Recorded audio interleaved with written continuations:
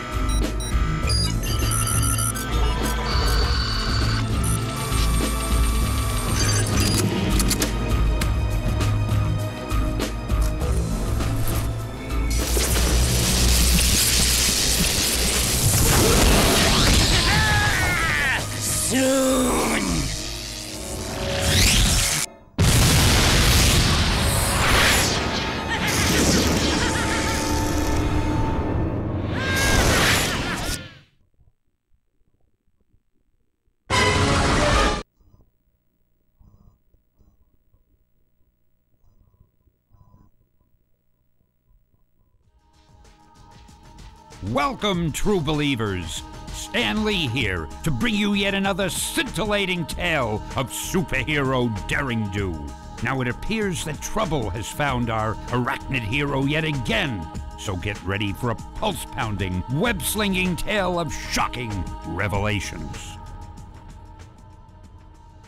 Alright guys, so that was our first intro scene there, getting introduced to the main villain of this game. If you didn't already know by the title, yes, it is Electro, and yes, this is pre-Ultimate and pre-Jamie Foxx Electro, so we still have the sort of very comical, very classic green and yellow outfit. He looks very goofy in it, looking back at it now, but he's still a badass. And this is.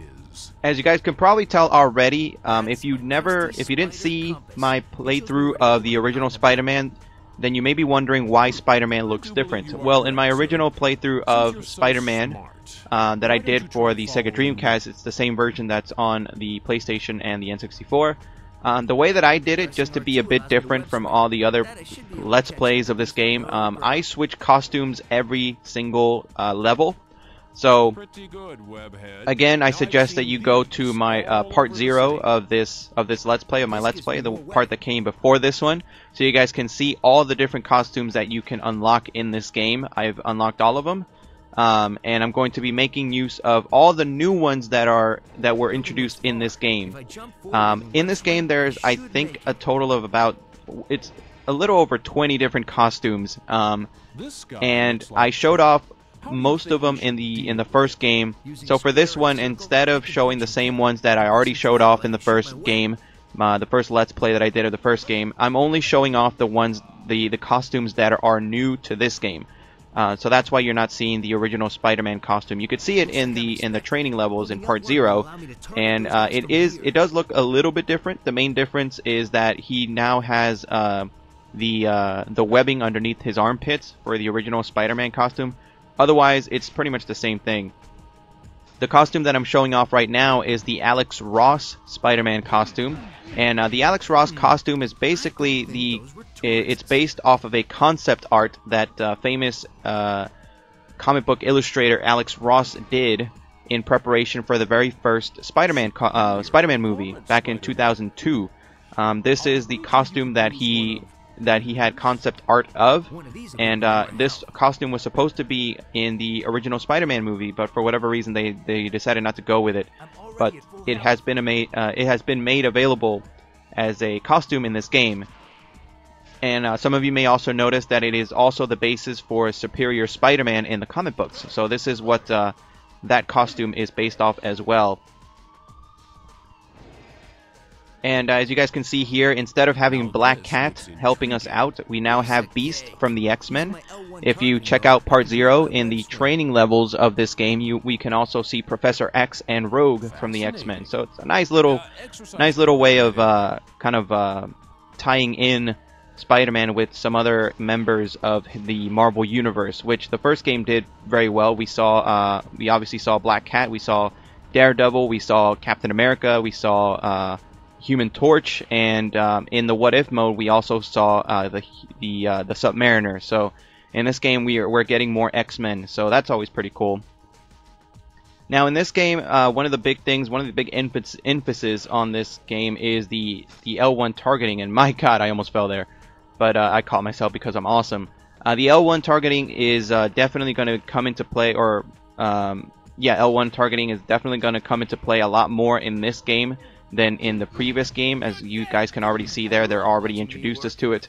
The only time that I remember using L1 targeting in the first game was in the sewers when we were traversing pipes in the sewer level, but in this game we're introduced to it right away. So a little bit of information about this costume is that it doesn't have any special abilities. So this is a good costume, or I think, if anything, I think it jumps double high, I think.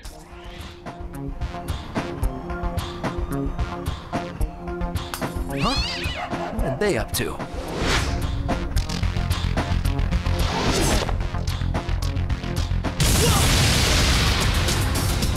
Time to do that hero thing, Spidey.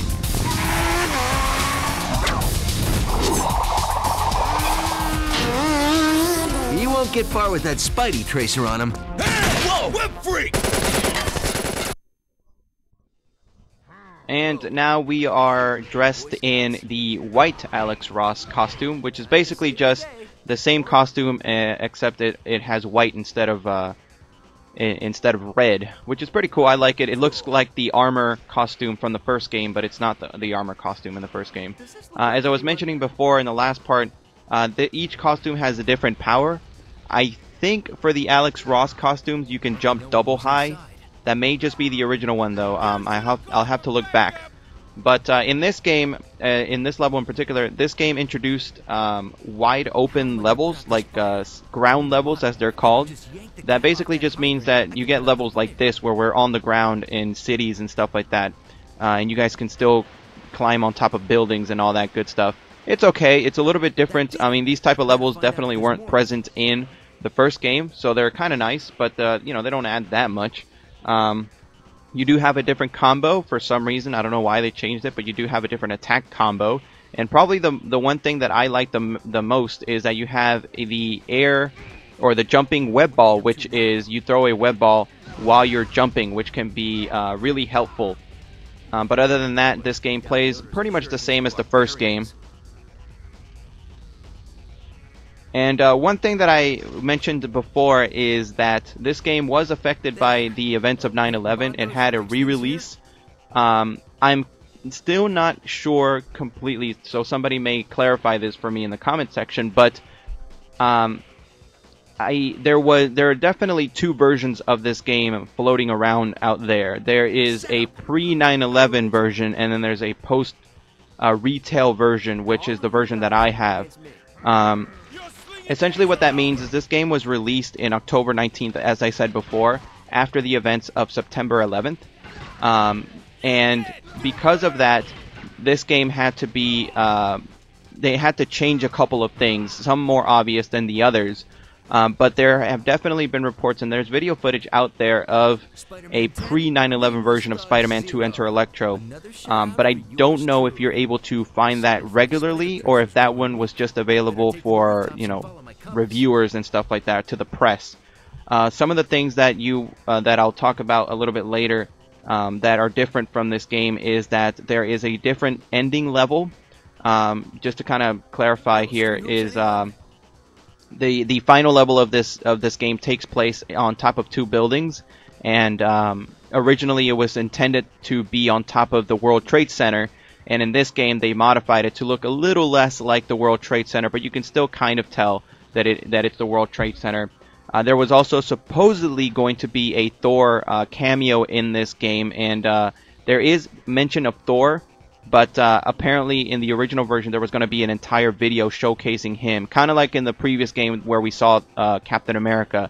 In this game we were supposed to see Thor, but of course it was cut out for reasons that I will explain later. And then some of the names were renamed as well. Some of the level names were renamed just to kind of fit in with the whole sensibility that was around this time. And if you find this basketball and you make it into the hoop, which is a lot harder than it looks, by the way, you'll get some life, which you may use it, but I didn't. I just wanted to show it off since I had already beaten the bad guys and stuff. And when you're done doing all the things that you need to do in this, all you have to do is climb this building, and you go to the next level. Anyway, guys, that's it for part 1. I will see you in part 2 of Let's Play Spider-Man 2 Enter Electro.